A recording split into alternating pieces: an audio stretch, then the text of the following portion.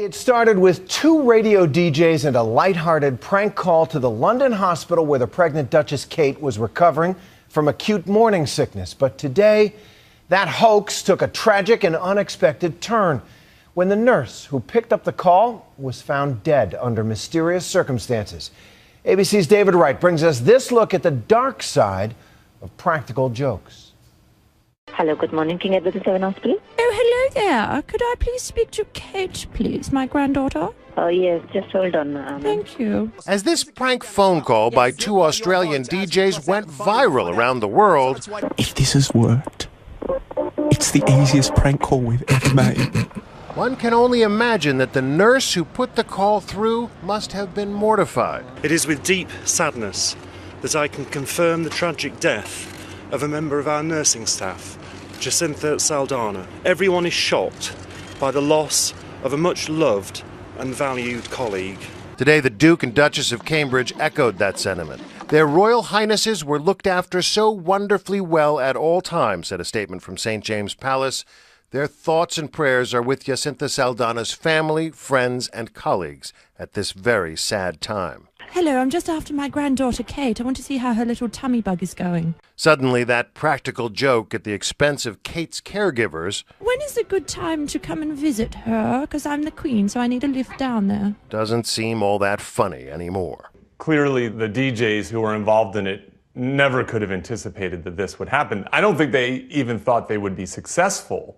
Today, for the Australian DJs who made the call, major backlash. Their station had already apologized for the prank Wednesday. But today, the station's Facebook page got bombarded with outraged messages, some saying they have blood on their hands. Twitter and YouTube have helped make this a golden age for practical jokes, amplifying humor to a worldwide audience.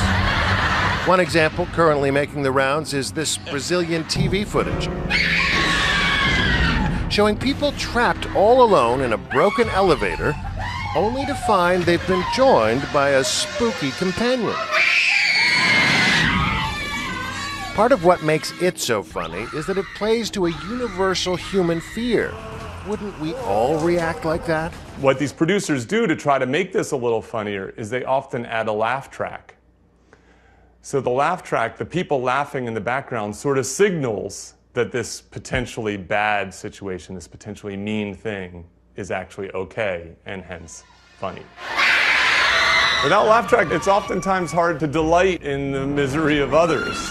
Less funny are jokes that target one individual in what could be construed as a mean-spirited way, such as Wayne Houchin, an American magician appearing on TV in the Dominican Republic last weekend. The host unexpectedly set Houchin's hair on fire. His face is burnt. The magician suffered serious burns. A practical joke can in many ways be a way to tease someone, or you could bully them. Sometimes even a friendly joke can go too far. In 2004, many fans of MTV's Punk'd thought it was funny when actor Chris Klein arrived home to find his house under siege. Somebody's coming out. A fake Hollywood SWAT team in this case, under the direction of Punk'd host Ashton Kutcher. I knew it! But earlier this year, someone punked Kutcher by sending a real SWAT team to his house. The prankster had told police there was a home invasion in progress. Some of Kutcher's household staff were detained at gunpoint by real cops with real bullets. Authorities call it swatting. It's become something of a mini fad. Among the other high-profile victims this year, Miley Cyrus and Simon Cowell. Clearly, the Australians never expected their prank to have deadly consequences. I think that this nurse sort of got caught in the crossfire. Very clearly, it's the case that the royals were the target. Mel Greig was a rising star in Sydney, getting the radio show earlier this year after gaining prominence as a fun-loving contestant on The Amazing Race. Finger in a goat's bum, and it still smells. Now she'll have to deal with the fallout from this. If you think about it, there's another obvious person bound to be hurt by this particular practical joke. The anxious royal father-to-be. His mother will never know his children because she was hounded by the press. Now more frivolous attention. I am the Queen. Bow for me. Bow for me. And tragically, another life lost. I'm David Wright for Nightline in Los Angeles.